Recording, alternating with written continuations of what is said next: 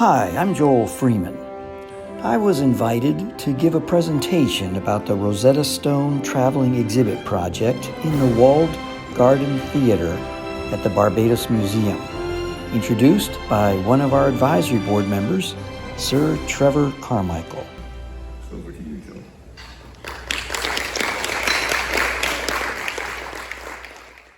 The Rosetta Stone was found in 1799. I should say it was unearthed in 1799 on the west bank of the Nile. Napoleon had something in his brain that he wanted to somehow put his thumb in the collective eye of the British Empire, because they were going, instead of going all the way around the Horn to India, they could go this way around Egypt and get there, and it was much quicker in terms of trade and everything. So he thought, easy peasy, lemon squeezy. I'm just going to go in there, no one's going to stop us, and we're going to go in, we're going to take Egypt, we're going to cut off that area, and I just might be a crowned as a pharaoh of Egypt, and to kind of feed the ego that was driving him. Also, things had been going terrible in France. You had the French Revolution was happening that decade prior to. And so it was some form of a distraction to kind of bring, kind of turn the military machine. It helps the economy. It gets people focused on a common enemy or just some common project. And so that's kind of what I imagine was driving Napoleon to go to Egypt. So in 1799, they found that the British had caught on what was happening, and so they knew that if they could cut off at the branch of the mouth of the Mediterranean, of the Nile, near a town called Rosetta, if they could cut off that from a military standpoint, that would be a really cool thing to do. So what they did is they sent a group of people, men that were sent to unearth some of the foundation stones and create what became known as Fort Julian. And it was militarily, it was strategic because if you've ever been there, I've been there, and I'll tell you, you could shoot a cannon right across in that spot in the Nile and take out any ship that was going to go down maybe 100 miles to Cairo and make a surgical strike. And so that was the genius behind developing this. Well, in the process, they found this big 1,700-pound rock, and it shaped something like this, and it was 45 inches tall, about 30 inches wide, 11 inches thick, and they decided, wow, this is pretty cool. I wonder what it says. Because the top part, it was written in hieroglyphics, and the middle part was what's known as a demotic script. It comes from the Greek word demos. We get the word democracy from it. The common people were using this particular. In fact, it was a cursive form of hieroglyphics. It's actually 2 languages, 3 inscriptions. And this is a cursive form of hieroglyphics. But it had Coptic roots to it. The final, the bottom, was Greek. Why Greek? Because Alexander the Great conquered Egypt, and it became the language of the realm. So basically, by having these 3 inscriptions, they're reaching everyone at every strata. So the elite, the business, the government people would be connected to the hieroglyphics. You have in the middle the demotic, the common people would be connected to the demotic script in the middle. And then the bottom, this was to just basically say, hey, the Greeks run the show. This is a Ptolemaic empire, and we're going to reach out in the business-like sense. And this was also for government and economic purposes. And so they had savants with them. Napoleon brought about 167 savants. These were intelligentsia. They were experts in botany and architecture and etymology and all these different disciplines. And so there was someone there who understood Greek and said, whoa, wait a minute, guys. Wait a minute. At the very last sentence here in the Greek, it says the same thing is inscribed in all 3 inscriptions. You know that this is going to be so easy for us to figure out what hieroglyphics, because we're traveling for centuries. People have been coming to Egypt, and they've been looking around and seeing all these. Here's an eye over here, a snake, there's a fox, there's a moon, there's a sun. There's all these inscriptions all around Egypt. It's like they let a kindergarten class loose, on on the architecture, and they were drawing all this stuff, and they were wondering, what is this? What does this mean? No one knew. For centuries, thinkers and tourists and all kinds of people, wise people, were coming to try to figure it out. In fact, all the way back to the 9th century, we had a gentleman from Iraq who had codified some of his understandings of hieroglyphics, or trying to figure it out. And so what happened is that they said, let's see if we can take the Greek and figure this out, this whole thing about hieroglyphics. And then once we unlock the secrets of hieroglyphics, we will then unlock the secrets of ancient Egypt. And then what will happen, it'll open up the mores, the folkways of what the ancient Egyptians experienced. We'll understand the economy, we'll understand the politics, we'll understand the religion, we'll understand the way people function. And so they thought, well, let's take this to Cairo. They brought it there. The savants that were there, they all gathered around, and they figured it'd be weeks before they figured it all out. But you know what? What happened is that the French capitulated. They had a capitulation treaty. That's a whole other story. And then what happened is that the stone, the Rosetta Stone, hotly contested, actually mentioned in the capitulation treaty, Article 16, that they wanted that particular stone, because it's beginning to leak out. People said, what is this? Someone's going to get famous. Whoever figures this out is going to be the talk of the world. Whoever cracks this code and unlocks the secret. So what happened is that they then, it got back to England, and then people from around the world, the known world at that time, began to weigh in. You see, previously, like in the 14th century, a gentleman from Germany, people from Italy, people from Sweden, people from France, had all written about the hieroglyphics, trying to figure it out. But they didn't know. Did it read left to right, right to left? Is it alphabetic? Is it phonetic? Is it symbolic? Is it a combination of all three? They just didn't quite understand all of this.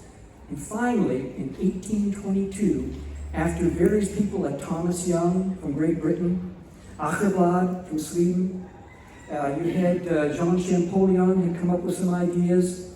You had de Saussure come up with some ideas. All these people, all these insights. And what made this difference is that for the first time since hieroglyphics had gone underground, no one knew what it meant. They knew what the Greeks said. And the Greeks said, it's also in here. And there are different questions that people ask. What if we just basically count the letters, and just figure things out? Well, 5 letters in, maybe this is 5 letters in, maybe it connects somehow. And they came up with things. There were some cartouches. They're oblong, ovals, and with a name in there, and honorific titles. And they said, maybe there's something in there that we can figure out. Well, finally, in 1822, all this information compiled together, all converged in the month of September 1822, 23 years after the Rosetta Stone had been unearthed. 23 years later, the code was cracked. And from that point on, that spawned the soft science of archaeology, biblical archaeology, and about a decade ago, the History Channel did a show called 101 Objects That Changed the World. Now, you think of all the objects, just think of the wheel, think of the computer, think of all the objects that changed the world. They gathered together some subject matter experts, commonly known as SMEs. And they formed a panel. They said, okay, we want you guys to spend, maybe go away for a month or two and figure out all these objects and then weigh them in a hierarchical form. And we're going to do this show. You know what the number one was? The Bible. Number one object that changed the world. Number 2, coinage, money. Number 3, the Rosetta Stone. You see, wait a minute. This is my reaction when I saw this. The wheel, come on, the wheel. Computers, Steve Jobs, come on, there's so many other, the automobile, the airplane. Yeah. Number 3, the Rosetta Stone. And what I've done, I've been at this, I first, maybe during a question and response time, someone might ask, what motivated you to get involved? And I'll respond at that time. That's another story. But I've been at this for about 5 decades. I've been fascinated with Rosetta Stone. And about 2 decades ago, I was able to acquire a face of the Rosetta Stone. A first-generation face, and I found out later that in the 1970s, the British Museum made a dozen of them, and I was able to acquire one of them. My wife and I acquired one of them. And when it arrived, you know, it's like 30 inches wide, 45 inches tall, you know, and it's about that thick, the face. And I'm looking at it and I'm thinking, I'm a mischief maker, you know. I'm just trying to think what can happen here. So I thought, what if I found a stone sculptor who could recreate the sides and the rear, because that is not, it doesn't have to be exact one-to-one side and rear. The face is what people are going to focus on. You can get away with a little bit of fudging on the side and the rear. So after 5 permutations, I found the gentleman up in Battle Creek, Michigan. After 5 permutations, was able to come up with a replica of the Rosetta Stone. Launched the project at the Library of Congress in Washington, D.C. in 2009. And had experts in hieroglyphics and Egyptology, and they're like quivering with excitement, you know, their hands coming up to it, trying and just tracing the letters and everything else, and the symbols. And then what happened is I began to think. It gets dangerous. My wife will tell you it's dangerous when I start thinking about stuff like this. And I began to think, what if, just like you saw in the video, what if we were able to take this ancient artifact and transform it into a modern metaphor for problem solving and critical thinking? Now, I don't know about you, but I grew up in an era where you had to actually read a book. And when you came up with an idea, you know, you kind of go along and you say, oh, this is great, this is exciting. And then all of a sudden, you're going all over the place, you're going, trying this out, trying that, nothing's working, and you're just getting exhausted. And I don't know if I was high on something when I came up with that idea. I don't know what's going on. And then finally, sometimes it takes, you know, an overnight success takes 15 years. And then when you realize that, man, all this journey, what I learned in the journey was patience and diligence and kindness and, courage and all the different qualities, the character qualities that were built inside of me when I went down one blind alley after another.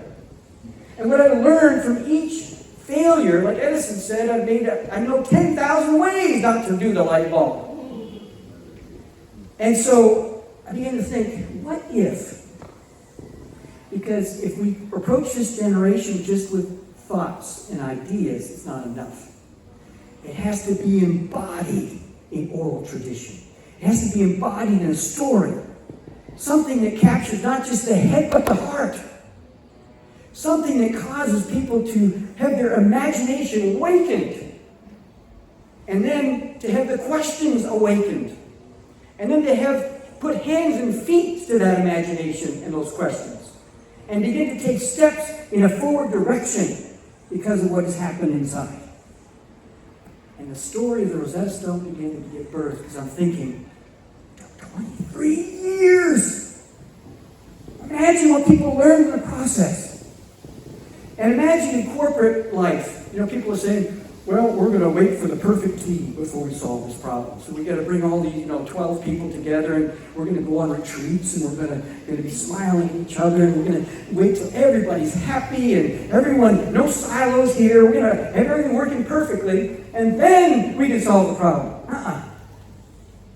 With Rosetta Stone, big egos, long periods of silence, cultural differences, disinterest, long periods of just wondering what's going on, competing with each other. I'm not telling you that because then you're going to steal an idea from me. And once you steal that idea, then I'm not going to get the credit, so I'm going to hold back. all that stuff going on, and still the problem was solved. I can almost guarantee you, if you are in business, you are in business because you're solving problems. And the moment, maybe not the moment, sometimes corporations get so big it takes a little while for this to happen. But when you cease to solve people's problems, that's when things go downward. And so on your job, I want to encourage you. Next time someone comes up to you and says, I've got a problem, I've got a complaint. If it's acceptable, just go over and give them a big hug and say, thank you so much. You are my job security. This is wonderful. Thank you. Now let's talk about the problem and let's solve that problem. Let's work on it together. So is it beginning to sneak around the corners of your mind that the Rosetta Stone now becomes this project, this idea, this story that captures the imagination of people, and then to develop a 5,000 square foot traveling exhibit made up of 4 zones. The first zone could be the exhibit all by itself, just about the history. You got Napoleon, war, hieroglyphics. You got all this crazy stuff going on, and that is a story all by itself. But that's not enough. And the second zone is all about cracking codes. If you studied World War II, you know about the Enigma. Nazi Germans used. You know about the Cyrillic codes. You know about the codes that civilizations have used to hide things from other civilizations. Military, business, all the different ideas that they want to hide, they encode them in certain ways. And you got countries now, hacking computers to get information so they can go compete with some other company. Business intelligence. The third zone, oh my goodness, this is a great one. By the way, don't let me forget. Sir, will you remind me? I want to talk about the Rosetta clone, but I might forget. So if I forget, you just stand up and say, I want to hear about the Rosetta clone, okay? The third zone is all about, it's too good to talk about right now. We have to save it. And so the third zone is all about language and culture. And how the language opens doors, or the lack of understanding language closes doors. You think of someone who can't read. And you think of they're just looking, they're seeing street signs, and they can't read them. They see a book and they can't, the world is not open to them because they can't read. But just think when hieroglyphics or a language, when you're learning German or Spanish or French or whatever language it is, learning, it's like, wow, I now know this, I now understand that. I now understand how we got that word. That word came from some roots from French or Spanish, some Romance language, or it could have come from Russian or German. It's just so incredible when we start learning new things. And that's the way language is. So language and culture, sometimes they connect and sometimes they collide. And so we're going to talk about all the different aspects of language and culture.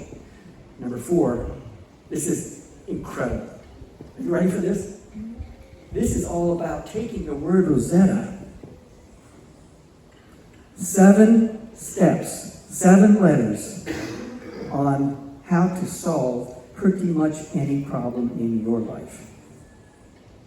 And so to be able to take the R, which means first, and I'm going to tell you all of them right now because later on I'm going to send you by email, I'm going to send you a video that's going to talk about all 7 steps. But the R, have you ever talked to someone who doesn't recognize they've got a problem? It's like, okay, can I help you? You got to recognize you've got a problem here. And sometimes in politics, people create problems so they can solve them, and then it becomes kind of crazy. And us as citizens look around and go, oh, creating problems, just to solve them. Anyway, that's another story. But the whole idea of recognizing, and then O stands for obtaining information. Pulling it all in. Good, bad, indifferent, just pulling it all in. And the S You'll find out later. But it's all 7 steps. And then what we're going to do is we're going to have maybe 25 to 30 of the most gee-whiz, jaw-dropping, incredible technology that we take for granted, but to show the iterative process through the lens of those 7 steps on how this was invented. And then to be able to give everyone kind of a gentle smack on the back of the head and say, go, create, come up with alternatives to fossil fuel and energy. Come up with something that is different and unique, but something that's just a different type of thing that people have taken for granted. I don't know if you've been in the bank and 2 people in front of you in the line, 2 people in front of you, the person is complaining about something, and you go, rah, rah, rah, rah, rah, rah, rah. And you're sitting back there and going, whoa, I got an idea on how to solve that problem. They're complaining, you're coming up with $1 million idea for business on how to solve that person's problem. Because you begin to do the research and all the rest of it, and then 3 years later, you're rolling out something that is the most magnificent idea. And so it's the whole idea of raising a generation of problem solvers that first are critical thinkers and thinking things through, not just accepting what's coming through the media, not just accepting what's coming through social media, not just being being vacuum cleaner, just sucking it all in, to saying, I'm going to be a critical thinker in everything that I do. So once the 5,000 square foot traveling exhibit has been designed, we now have a template for 2 more for China. They'll travel around for 7 years in orbit, all around China. Everything will be contextualized in the Chinese language, Mandarin and different other languages in the under the umbrella of the Chinese language. And then we're going to create one for Southeast Asia, one for Europe, and another one that travel around North America for about 2 to 3 years, and then we'll peel away and go to places that aren't serviced by the other orbits. Places like Sydney, Australia, Tel Aviv, Israel, Joburg, South Africa, Moscow, Rio de Janeiro. And then, guess what? At the end of the 7-year orbits, each one will be donated to a different part of the world. Donated to a different part of the world to then now become a place for tourism and jobs. And what will be attached to every one of these museums donated now is a static museum that has already come off the fame of 7 years of traveling around, millions of people seeing it, and now attracting people to an island like Barbados. Because the first one in the United States, around North America, is going to be coming here. You know, once the funds are raised, once we get things going, that's the vision. It's going to come here. And through Sir Trevor and the trustee, the Preservation Trust, you know, try to figure out which building will be able to handle it the best and nearest to where let's say the folks coming out of the ship, you know, and then will be attached to each museum will become a problem-solving institute. And that problem-solving institute will be made up of citizens. Here in Barbados, there's around 388, 390,000 people. Everyone in Barbados knows someone that's what affectionately called the Asian diaspora, living in Germany, Ottawa, New York, Miami, wherever it might be, and to develop a database of all people who love this part of the world but feel impotent, they feel powerless in how to help. And they may be reading, they're listening to what's going on in politics and business and everything else, saying, oh man, I wish I could help some way. And I'm over here in somewhere in Germany or something like that, or in France, on business or in school. Develop this whole database, and then to begin to look at to list 25 of the top problems of this region of the world, and then say, you know, government, we'll love to work with you on this. It's just that we're going to come up with solutions to the problems in this country, in this area. For instance, I'll just throw this out for free. What if I asked someone the other day, you know, what are the top 3 problems? And one of them was homelessness. You know, how do we provide homes? What if, once again, throw it out in the what if department, what if the wealthy in Barbados bought a ship, pennies on the dollar, that was built in the late 1990s? It's a little long in the tooth, and it's still seaworthy, but it's still not something that Carnival Cruise or whatever cruise line wants to use.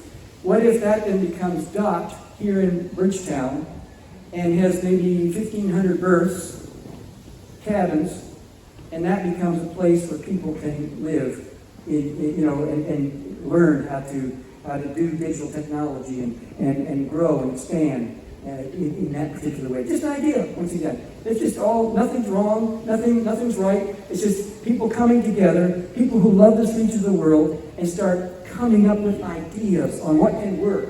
And there will always be naysayers, all that can't work. But you know how every idea starts with people who say it can't work. And then when it starts happening, they go, oh, then jump on board. You have the early adopters, the innovators. And so just some ideas that can begin to happen. And so what this is all designed to do is to become something that it will internationally will impact young people especially. And that will help them to say, okay, I've got ChatGPT, I've got AI, I got Siri, Alexa, got all of this technology. This is not an anti-AI project. This is an whole idea is, instead of leading with your foot toward technology, lead first with your God-given brain and creativity. Because what happens is that I can almost guarantee you, if we brought 100 school-age children, young people, students in this room, and asked them, and they were honest, and say, have you written a paper using ChatGPT? I would almost guarantee that 100% will say, yes, I have. I've used that paper. Teachers, educators, parents will say, no, that's not true. I can almost guarantee you it's true. And so what I'm thinking is that we have a whole generation, our older generation, we are looking at it and saying, what's the future going to hold? I feel powerless to help the younger generation. I want a desire to see this project rise up internationally to become a way where we can invite people, instead of writing a poem using ChatGPT, or lyrics to a song, or a chapter to a book, or an art magazine article, or something like that. Instead of doing that, why not do that? Because it creates a generation that has what we could call the poser mentality.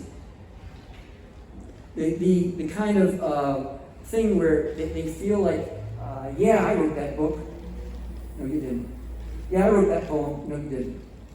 Yeah, I wrote that chapter. No, you didn't. I wrote that article. No, you didn't.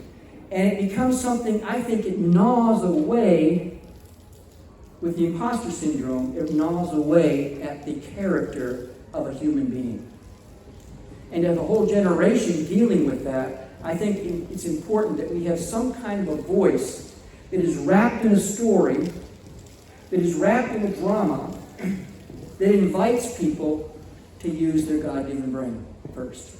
And then if you're going to take, after you come up with the idea, for instance, that 2-minute video, that was done with AI. But guess what? It was humans that wrote the script. And we used AI to wrap it around what our God-given brains created in terms of the script. So we're not anti-AI at all. In fact, some of the gee-whiz technology in the traveling exhibits will be unbelievable, and it'll be powered by AI. But the whole idea is to draw people to their God-given brains first. So what I'd like to do right now, I'm done with this part here. We're going to maybe get some food, and I hope that maybe some questions. Oh, Rosetta Cone. Good. Let's give him a hand. Good job. The Rosetta clone is a character that, if you look in your books, on page, let's see, you'll see it on page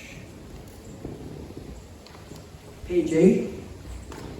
On page 8, you'll see this little character. It kind of looks like SpongeBob SquarePants in hieroglyphics. And it probably is going to end up being looking like that. But we're going to have this character called the Rosetta clone, who is a celebrity impersonator, who is someone who will sing songs like A Clone Again, naturally. Tears of a Clone. One is the clonest number you ever heard. And we're going to have like 12 songs, 3 songs about the history, 3 songs about crafting codes, 3 songs about language and culture, and 3 songs about the Rosetta process, the ROSETTA process of problem solving. And then we're going to have a sidekick. He's going to have a sidekick called Rosette or Rosie. We're not sure yet what her name is going to be. They're going to have special superpowers. We're going to create a TV series, a cartoon series around them. And they're going to go back in time, and they're going to help us understand how certain codes were cracked, how certain things were uncovered, how certain things were understood.